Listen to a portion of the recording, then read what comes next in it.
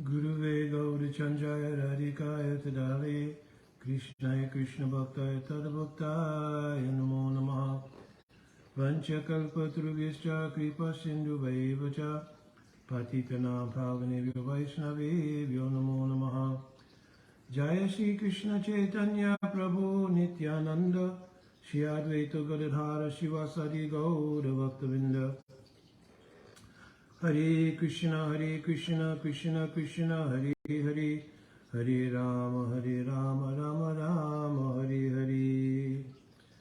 Dandavat Pranam devotees. Hope everyone had a very wonderful Chaturmasha, and especially this Kartik Masa, and also, of course, the Bhishma Pancha, all of which has come to its conclusion today. Of course, it is not the end of our Seva Brat.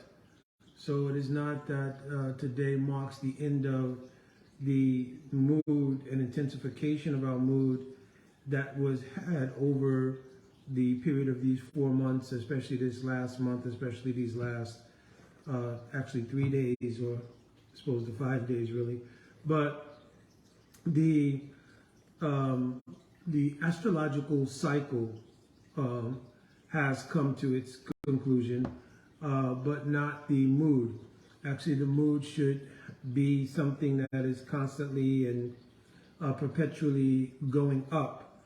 So just like we do parikrama, and you may do parikrama every year. So every year the parikrama should be slightly different. And what I mean by that is that each year the progression of your contacting and hearing the Hari Katha of the various Leela stands of Shri Radha Krishna Yugala Mahaprabhu, they should give an elevation in our consciousness towards that ultimate goal of obtaining Krishna Prem. So though the period of the Vrat has come to an end, the intensity of the mood of the Vrat has no end.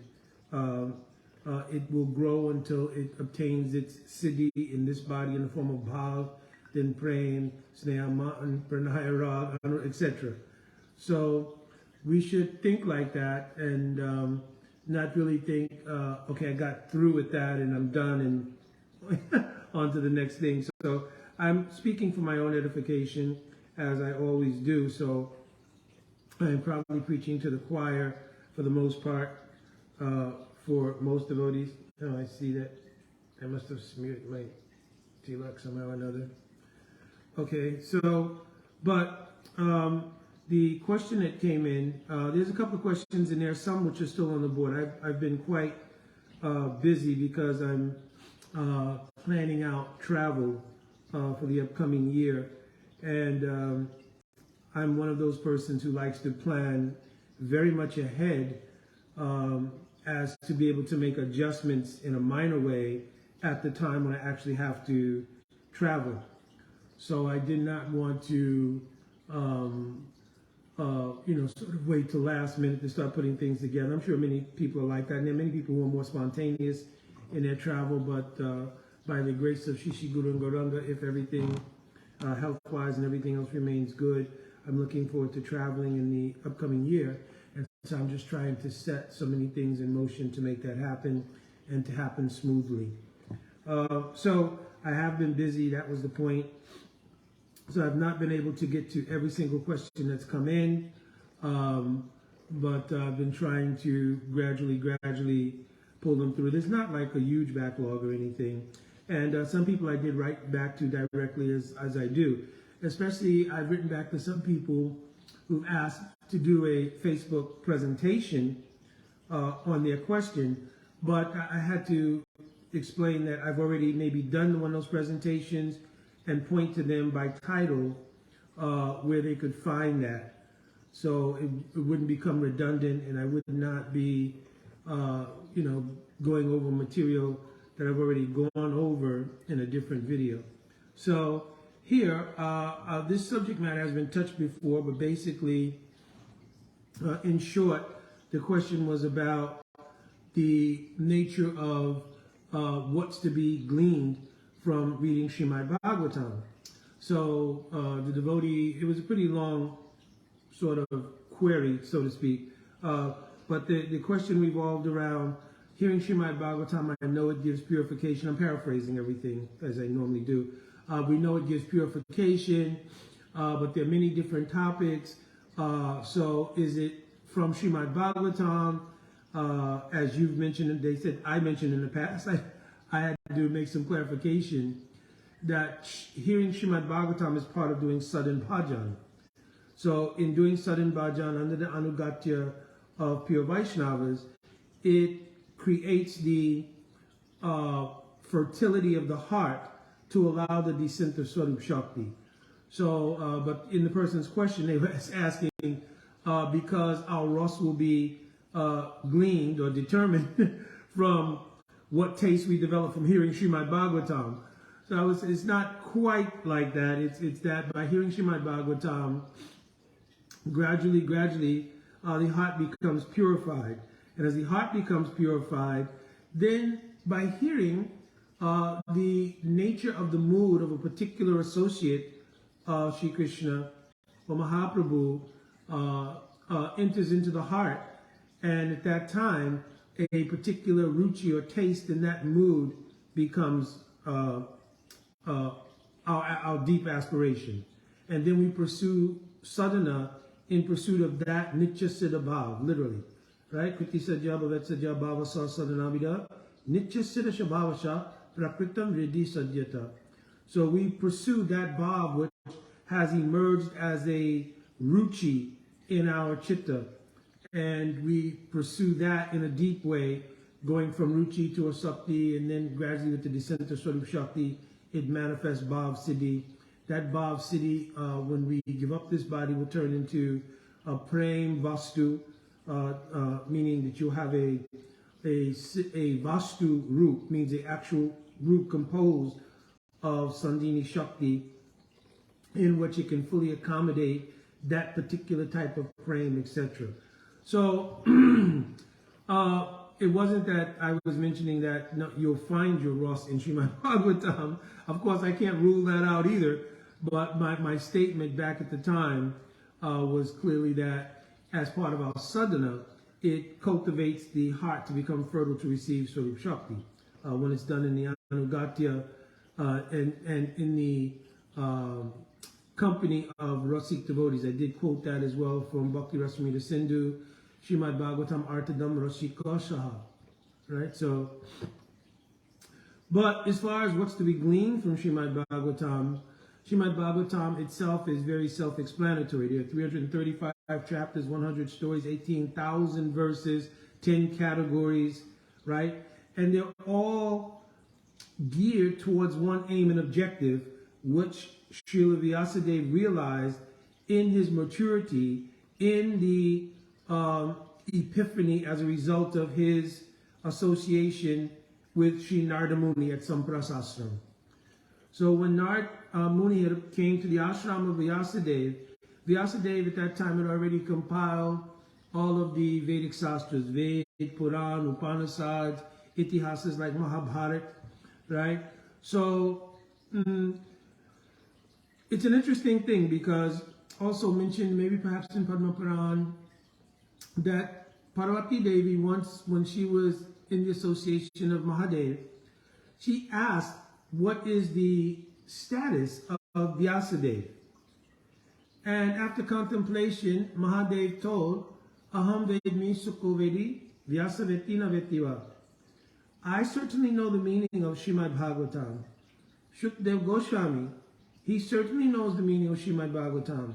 Whether Vyas knows or doesn't know, I can't say. So it's a very apparently strange comment for Sri Vyasadeva, who's the compiler of all of the Vedic Sastra. So how would it be that he may or may not know Srimad Bhagavatam? Well, this is prior to his epiphany that came about as a result of his discussion with Sri Narada Muni. And the reason is it's mentioned, Vedas chasavayaham eva vedyo vinantavid veda krit eva chaham. So it mentions there are three categories here. One is that person who's to be known by the Vedas. So that obviously is Sri Radhakrishna Yugul Mahaprabhu. So they are called the Vishaya Jatiya, the object of knowledge. Shri Krishna is. Srimati Radhika is the Ashraya. But what is to be known by the Vedas is what is love for Shri Krishna. And who is the knower of that is actually Srimati Radhika. So by all the Vedas I am to be known, I am the knower of the Vedas. So who knows, this is the deeper meaning in this shlok, who knows this prem? No one knows it better than Srimati Radhika. So here Radha and Krishna have been established. What is the position of Vyasadeva in relation to that? Vedanta Krit means he's compiled it. It doesn't say if he's understood the nature of taking shelter of the Ashraya Jatya, Srimati Radhika. You understand? So whether or not he's writing from the perspective of being empowered as Shakyavesh from Bhagavan, or whether he's written as the inspiration coming from his Anugatya to the Ashraya Jatya Srimati Radhika, that is what Mahadev is saying I cannot say or not say. Because no mention of any particular rasa is there for Vyasadeva in Braj. We don't hear of a particular rasa being mentioned, right? He's Vyasadeva, right? Of course, Mahadev has his origin in Gopeshwar Mahadev. Shukdev Goswami has his original mood as the Krida Shukla, the play parrot of Srimati Radhika. So Mahadev made this statement to indicate, I cannot say from what angle of vision Vyasadeva is written. Is it his empowerment that is being manifest only, or is it his actual own mood coming out? So of course, after his epiphany from the Narada Samvad, then he Bhakti Yogena Manasi Samyak Pratile Amale Apashat Purusham Puranam Mayayam Upasritam.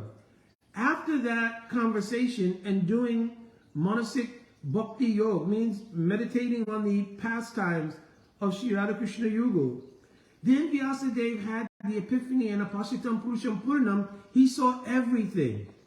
And the culmination of what he saw, he expresses in the very first line of the Namaskaratmaka verse of Srimad Bhagavatam. Janmadhyashyayata anvyat itarachas artishu abhigyaswarat. He says here, and Vishnu Chakravarti Thakur Prabhupada is given tika like this, that Janma Odirasa, from where the original conception of love has manifested, Janma Odirasa, which manifests in two features, Anvayar Itara, means meeting and separation, and which is tasted by that person, Abhigyasarat, is synonymous with Akila Rasamrita Murti. So that person who is Akila Rasamrita Murti, who tastes the transcendental loving relationship in the highest order from Srimati Radhika, who's the genesis of that kind of praying which Shri Krishna tastes through meeting and separation, right? This is how Sri Vyasadeva begins after his meditation and realizations, his Namaskaratmaka verse to Srimad Bhagavatam. So this is also called Upakrama. Upakrama means how any book begins. Upasanghara, how the book ends. Abhyas, what is the constant theme in that book? Apurvata means something unprecedented being stated. Right? Then there's Artavad and Upapati. Right? These are the 6 elements of Vichar. So here it's clearly mentioned that Vyasadeva's perspective now has changed. Right? Whether he was writing and compiling all sastras simply from his empowerment, Vedanta Krit, certainly now in the compilation of Srimad Bhagavatam, he states in his own Namaskaratmaka verse, no, now I've understood something different. That the ultimate goal of life is this kind of Krishna praying. And therefore in the Vastu Nirdeshtatmaka verse, which means the sort of defining verse, he mentions Dharma Projita Kaitavotra, Paramano Nimatsura Namsatam. Therefore, all Dharma, which has come in the form of any sastric conclusions, which don't support or which don't point towards the goal of this ideal in Srimad Bhagavatam, it will be looked at as Kaitava Dharma, because there's some cheating of the absolute goal. If you look at any sastra just to obtain moksha, just to obtain dharma, artha, and kam, then you're cheated of that ultimate goal of this kind of praying. So this is the implication here in the second verse, and then of course in the Faustuti verse, Ni gama kapatura galitam phalam, Shukamata amrita dravisamyutam, Pibata Bhagavatam rasayamalayam. Right? That the Srimad Bhagavatam is itself, because Tulya Bhagavata Krishna Vibhusavasraya. Right? Prati shloke prati akshare nanatakai. The Bhagavatam itself is Radha and Krishna. So he's saying, therefore, Pibata Bhagavatam rasayamalayam. It is full of rus because it is directly Radha and Krishna themselves. It's just that they manifest in literary form. And we know that Radha and Krishna have so many forms. They have Acha Vigraha in this world to accept the sevak servants, the service of various sevaks in this world. Radhakund and Shamakund, directly Radha and Krishna. I was doing some study this morning in some dhyana on Radhakund and Shamakund. And directly they're the root of Radha and Krishna. Also, this Srimad Bhagavatam, Tulya Bhagavata Krishna, it says it is equal, but it is directly itself Radha and Krishna. You understand? So what is different about Srimad Bhagavatam and what's to be gleaned from it is that now Vyasadeva has made a case in 18,000 verses, right, of what is the importance of understanding service to the mood of the praying of Srimati Radhika, and hence all the Brijabasis, hence Mathura, hence Dwarka, hence Vaikuntha, because all praying, all service, all love, its genesis is in the highest form of love, which is the love of the pinnacle of Ashraya Jatiya, Krishna's own Ahladini Shakti personified, his own happiness personified in the form of Srimati Radhika. So Sita Devi, the Mahishis of Dwarka, Lakshmi Devis, they're all the prakash or expansions of Srimati Radhika in varying degrees to give pleasure to the Lord in those particular forms like Narayan, Ramachandra, Dwarkadish Krishna, etc. Understand? So, this purpose now Vyasadeva saw clearly, apashyatam purusham puranam. He saw it completely. And therefore he expressed in all of the verses of Srimad Bhagavatam various elements of relationship to that understanding. How to do Sadhan Bhajan in the 11th canto, what is the glory of Nam in the story of Ajamil, what is the glory even of other kinds of praying to Bhagavan leading to this ultimate kind of praying, what is the danger of aparad, like in the story of Maharaj Ambarish and Durvasha, right? What is Atma Tattva in general? Everything he covered in 10 categories. Atra Saga Visagascha, Stanapusunutaya, Manavata Ishanukatas, Niroda Mukti Asraya. Every Puran has to have these 10 categories, right? The creation, secondary creation, purpose of the creation, maintenance of the creation, what did Bhagavan do in any Manavatar, etc. The winding up of the creation, right? Actual liberation and then shelter of the Ashraya, right? So he pointed out throughout Srimad Bhagavatam that the ultimate Ashraya is praying of Krishna. The highest form of that praying of Krishna, called Madhanakya Mahabhav, is personified in Srimati Radhika. Ladini Sara Prem Sara Bhav, Bhav Karma Kastanam, Mahabhav, Mahabhav Sarupini, Shridhata Thakurani. So he points this out in Srimad Bhagavatam by gradually building a case and then revealing in the 10th canto, Dasamaskanda, he reveals the glory of the Ras Leela. And in Madhya Leela chapter 8, Ramananda Samvad, it's mentioned here, Samyak Saravasana Krishna Ras Leela. Right? The pinnacle of all Krishna's pastimes is this Ras Leela. In that pastime of the Ras Leela, Krishna tastes the height of all kinds of rasa. So rasa is tasted in the Ras Leela, right, in its highest form. Having witnessed that highest form of praying, Krishna now only in Krishna Leela covets one more thing, that is to himself be in a position of the Ashraya, to experience what is that praying. I'm the object of that praying, but what is the nature of that praying itself in those who love me? So, Purva Vrajvilas 18, Abhilas. So Krishna's left with these three Abhilas. In Radhika he sees Shri Radha Pranaya Mahima Kidruso Vanayava. What is the Mahima of her Pranay? That it brings me completely under her control. So I'll become the Anukul Dira Lalit Nayak, and she is Swadina Bhatrika Nayika. Right? How this happens is the pinnacle of her love. So what is that love? Krishna wants to know.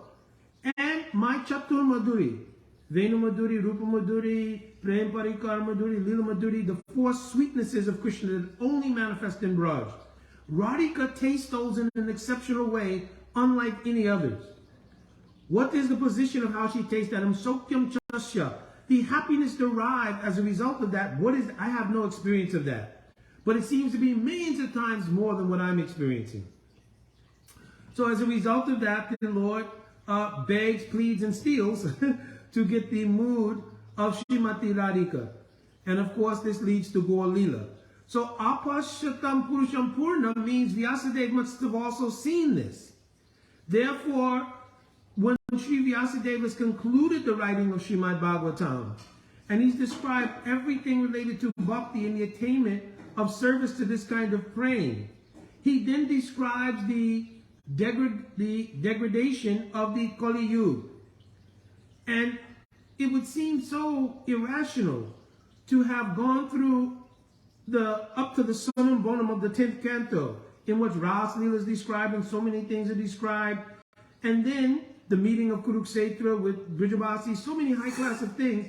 11th canto, so many discussions of the Navayogindras with Maharaj Nimi and the whole process of bhakti. Then in the 12th canto to describe simply the dynasties of kings and the degradation of Kali Yuga. So why would he do like this? Very deep and special meaning here. Because having described everything, he's juxtaposing it to the fact that Kali Yuga, in which Mahaprabhu will appear after the appearance of Shri Krishna, has so many disqualifications and so many degraded qualities. But still, in that atmosphere, Krishna will fulfill his desires by taking birth and having Gaur Leela. And this Gaur Leela is of such a nature that anyone who comes into this Gaur Leela, they will have the ability to taste the intensity of that kind of praying which was tasted in Braj during the Ras Leela. Premayava Goparamanam Kama Mityagamat Pratam Udava Adayo Pietan Vajanti Bhagavat Priya. Shri Rupa Goswami quotes this verse. It's verse that's quoted also Chaitanya Charitamrita, but Rupa Goswami quotes this in Bhakti Rasamrita Sindhu to show that all of devotees of previous incarnations, where the Lord had appeared as Narasimha Deva, Raha, etc., as Ramachandra Bhagavan, all get a chance to come into Gaur Leela and experience the intensity of that kind of praying. They don't change their swarup, but they come in a special kind of dasya to Mahaprabhu, and they taste in the Kirtan Ras Leela in the courtyard of Srivas the intensity of that kind of Braj praying. Understand? So the very concluding statement, Upasanghara, of Vyasadeva as far as Srimad Bhagavatam is concerned is Nama Sankirtanyasa Sava Papa Pranasanam. Pranamam Dukkha Samanas Tam Namim Harim Param.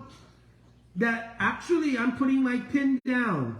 I'm putting my Harikatha to rest on this verse, the 18,000th verse. I'm putting my pen to rest because I've seen that even in the degradation of this Kali Yuga, that the one great quality is that Mahaprabhu will appear.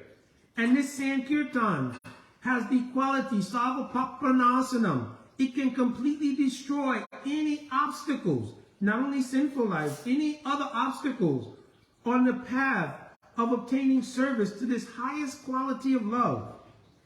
Right? What is this? Anarpita chirim chilat kalunavatina kalo sumutpaitam unata ujwala rasa sobhakti sriyam. And it awards the highest mode of service to the highest form of love. Chiratadamni jaguptavitam swanama premamrita atyudara. Apamara Taragora, to the lowest persons, it offers the highest service to the highest type of love. So Vyasadeva, after seeing this, was overwhelmed. Therefore, he put his pen down, because the descriptions of Srimad Bhagavatam are unlimited.